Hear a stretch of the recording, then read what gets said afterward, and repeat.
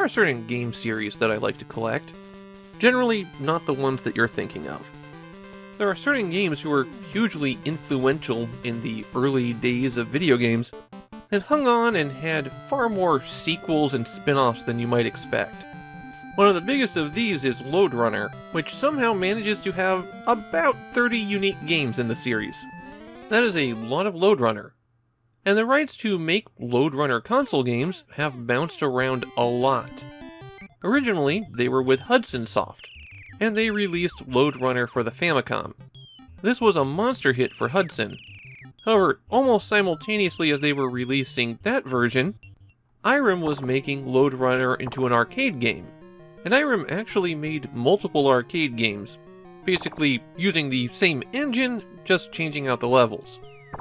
Well, Hudson's license for the console game must have been super short, because not even 3 years after the release of Hudson's first Lode Runner game, Irem was releasing Super Lode Runner, loosely based on their 4 arcade games, to the Famicom Disk System.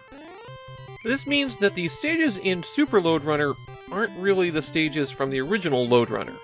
And the ones that I could play, I saw a few that were close, but for the most part the stages are Irem originals. Irem originals that were intended for arcade play. In other words, unfair stages that were designed to drain quarters from pockets. And that means the game scales up in its difficulty fast. I was stuck on level 6 for over half an hour, and not because it was an especially difficult puzzle to solve. Super Lode Runner plays like most Lode Runner games. Your goal is to collect all of the gold on the stage, and then escape off the top of the screen once you've done that. You're running through a maze of platforms, and you can fall from these but not jump. You'll have to use the ladders to climb up. You can also drill holes into the bricks by pressing the B button to drill to the left, or the A button to drill to your right. But you always drill down, so it's the bricks directly left and right of the brick that you're standing on that gets drilled out.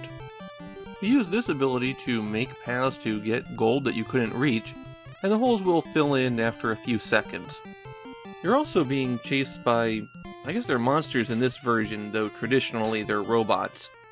And these will attempt to take the shortest path to you. If they fall into a hole that you've drilled, they get stuck. They don't fall through all the way.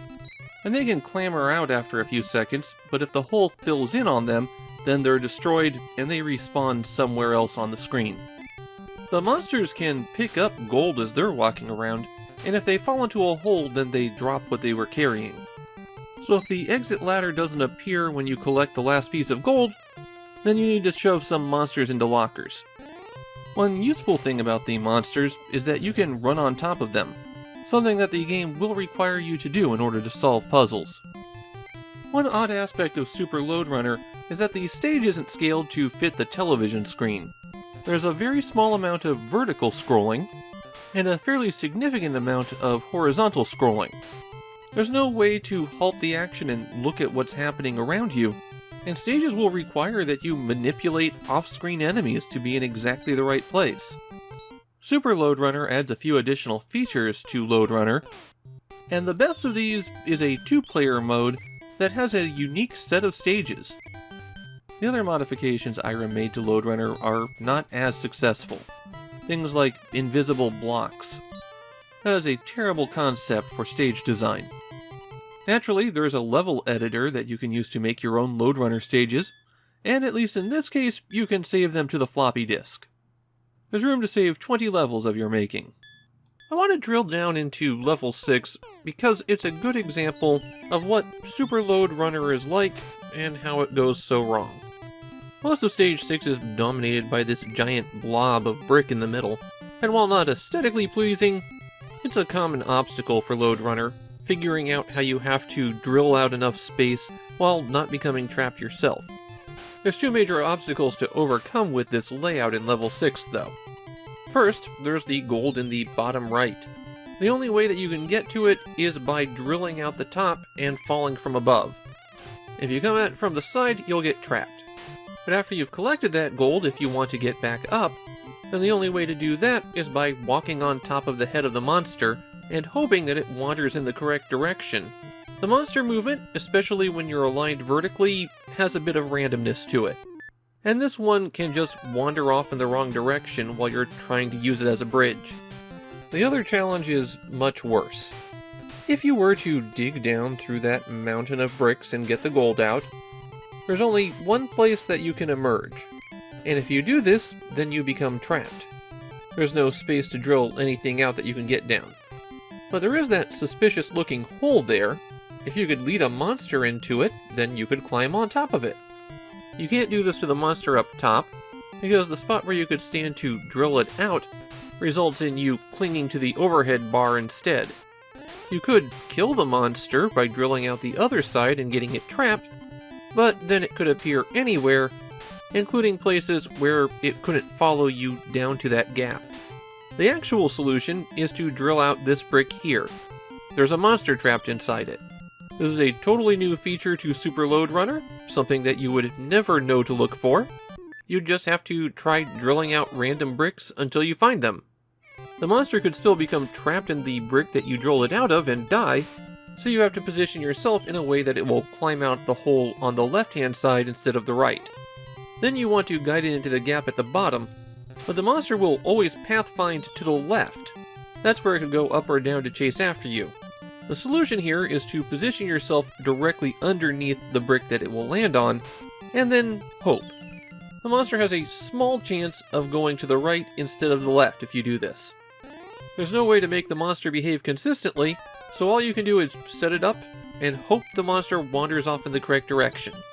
Then, finally, you can execute the rest of the stage perfectly and climb out. You get 3 lives, and if you get a game over, then your progress is automatically saved, so you can work on any stage forever. There's also score in the game, but it doesn't really amount to anything. If the first piece of gold that you collect is marked with the S, or if you manage to clear the stage without killing any monsters, then you get bonus points at the end. But that and $5 will get you a cup of coffee at Starbucks. There are 55 stages in the main game, and 15 stages designed for 2 players, so to go to something this absurd at level 6, well, Super Lode Runner immediately jumps to unfair. I am rather pleased to know that I was not alone there. Apparently, Stage 6 is notorious in Japan for just stopping players dead. Needless to say, Super Lode Runner is not the version of Lode Runner that people remember in Japan. That would be the Hudson games. Still, it was successful enough that Irem released a sequel just a few months later. And we'll get to that soon enough. My take is, well, yeah, Irem has the worst of the Lode Runners. Hudson's port of Lode Runner is more directly related to the original computer version, it plays better, and it has better level design. Even Championship Lode Runner, Hudson's notoriously impossible sequel, is more of a fair game than Super Lode Runner. The only reason you'd want to give this a look is if you're playing all of the Lode Runner games.